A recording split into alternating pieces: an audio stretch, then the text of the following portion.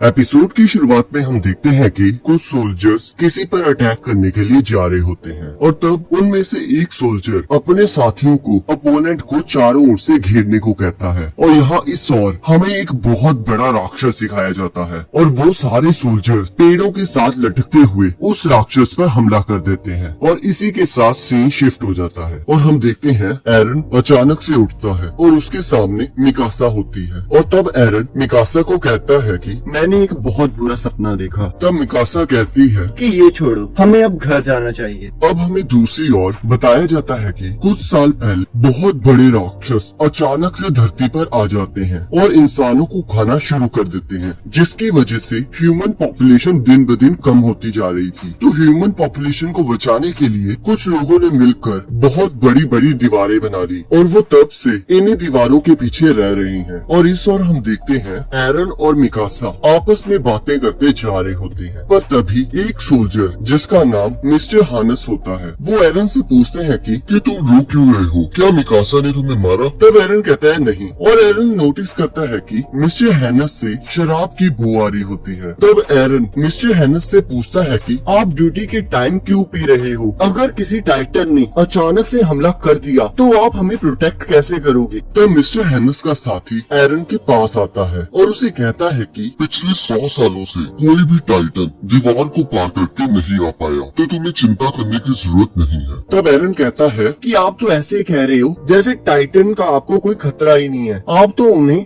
बहुत हल्के में ले रहे हो। तब मिस्टर हैनस कहते हैं कि कोई भी टाइटन इस 50 मीटर लंबी दीवार को पार करके नहीं आ सकता, हमें डरना नहीं चाहिए। तब एरन गुस्से में कहता है कि हम कितने सालों से इस केज में रह रहे हैं, हमें बस ऐसे ही चूहों की तरह छुपके रहना चाहिए। और तब एरन और मिकासा वहाँ से चले जाते हैं। अब घर जाते समय मिकासा एरन को कहती है कि तुम्हें स्काउट रेजिमेंट में जाने का सपना छोड़ देना चाहिए। और तभी उन्हें बेल की आवाज सुनाई देती है। तब एरन मिकासा को कहता है टाइटन्स को मारने गए सोल्जर्स वापस आ रहे हैं, तो जल्दी वहाँ चलते हैं। अब जब मिकासा और एरन वहाँ पहुँचते हैं तो वो देखते हैं कि सभी सोल्जर्स के मुंह लटके होते हैं और उन्हें काफी चोटें आई होती हैं और ऊपर से बहुत सारे सोल्जर्स मारे गए थे। और तभी एक बूढ़ी औरत उन सोल्जर्स के हेड के पास आती है और कहती है कि मुझे मेरा बेटा नहीं दिखाई दे रहा, वो कहाँ है? तो वो हेड उसे एक कपड़े में कुछ पकड़ाता है और जैसे ही वो बूढ़ी औरत उस कपड़े को खोलती है तो वो देखती है कि उसमें उसके बेटे का कटा हुआ हाथ होता है। और वो बूढ़ी औरत रोते हुए उस चीफ से पूछती है कि क्या मेरे बेटे की कुर्बानी ह्यूमैनिटी के लिए कोई फायदेमंद होगी? तो वो चीफ कहता है नहीं, इससे ह्यूमैनिटी को कोई फायदा नहीं होगा, ये सब मेरी गलती है। मैं इन सब सोल्जर्स को बाहर लेकर जाता हूँ और वो टाइटन्स के हाथों मारे जाते हैं। मैं खुद उन्हें उनकी मौत की तरफ लेकर जाता हूँ, मुझे माफ करना। और हम देखते हैं कि सभी सोल्जर वहाँ से चले जाते हैं और यहाँ भीड़ में से एक व्यक्ति कहता है कि इन सोल्जर से हो कुछ भी नहीं रहा, ये बस हमारे टैक्सेस से अपना पेट भर रहे हैं। और तभी एरन उस व्यक्ति के ऊपर हमला कर देता है और मिकासा उसे खींचकर वहाँ से ले जाती है। तब मिकासा एरन को कहती है कि क्या तुम अब भी स्काउट रेजिमेंट में भर्ती होना चाहते हो? पर एरन उसका कोई जवाब नहीं देता और वो अपने घर की ओर चले जाते हैं। तब एरन की मॉम एरन को कहती है कि आज तो तुम बहुत सारी लकड़ियाँ लेकर आए हो, मुझे सच सच बताना कि ये सारी लकड़ियाँ मिकासा ने इकट्ठे की है ना? और यहाँ हम देखते हैं कि सभी खाना खा रहे होते हैं। तब मिकासा सबको बताती है कि एरन स्काउट रेजिमेंट में ज्वाइन होना चाहता है, जिसे सुनकर एरन की मॉम बहुत पैनिक हो जाती है और एरन को कहती है कि मेरा कोई भी बच्चा स्काउट रेजिमेंट में नहीं जाएगा।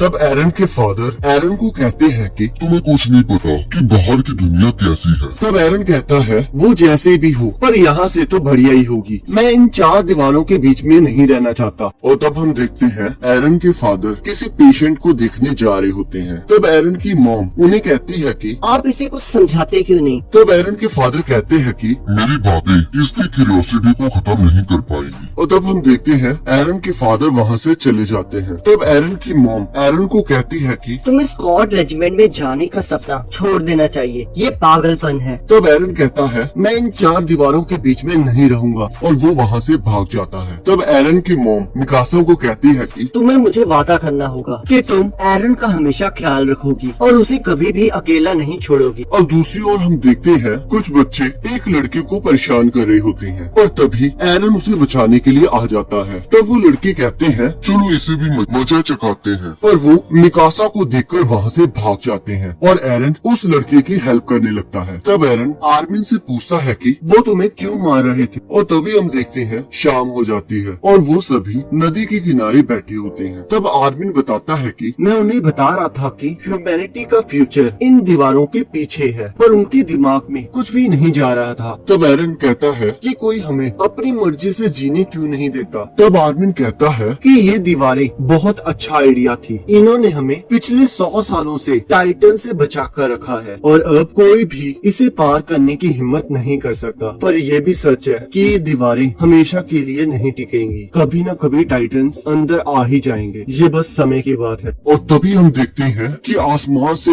एक बिजली दीवार के पीछे गिरती है और तभी सब उसकी ओर जाने लगते हैं और वो देखते हैं कि एक बहुत बड़ा हाथ उस 50 मीटर बड़ी दीवार के ऊपर होता है और यहाँ हमें एक बहुत बड़ा टाइटन देखने को मिलता है जो कि उस दीवार को तोड़ने लगता है और वो अपनी एक ही किक से उस दीवार में होल कर देता है जिससे आधा शहर तबाह हो जाता है। और इस ओर हम देखते हैं कि बहुत सारे टाइटन्स उस दीवार की ओर बढ़ रहे होते हैं और एक एक करके उस होल से दीवार के इस साइड आ जाते हैं, जिसे देखकर वहाँ भगदड़ मच जाती है। तब एरन अपने घर की ओर भागने लगता है और मिकासा भी उसके पीछे चली जाती है। तब एरन सोचता है कि मुझे उम्मीद है कि मेरी मॉम ठीक होंगी, पर जैसे ही वो अपने घर के पास पहुँचता है तो वो देखता है कि उसका पूरा घर तबाह हो चुका होता है और उसकी मॉम घर के मलबे के नीचे दबी होती है। तब एरन और मिकासा उन्हें निकालने की बहुत कोशिश करते हैं। तब एरन की मॉम उसे कहती है कि मेरे पैर बुरी तरह जख्मी हो गए हैं, मैं तुम्हारे साथ नहीं चल पाऊंगी। तब एरन कहता है मैं आपको अपनी पीठ पर उठाकर ले जाऊंगा। और तभी हम देखते हैं मिस्टर हैनिस वहाँ आते हैं। तब एरन की मॉम उन्हें कहती है कि प्लीज एरन और मिकासा को यहाँ से ले जाओ। तब मिस्टर हैनिस कहते हैं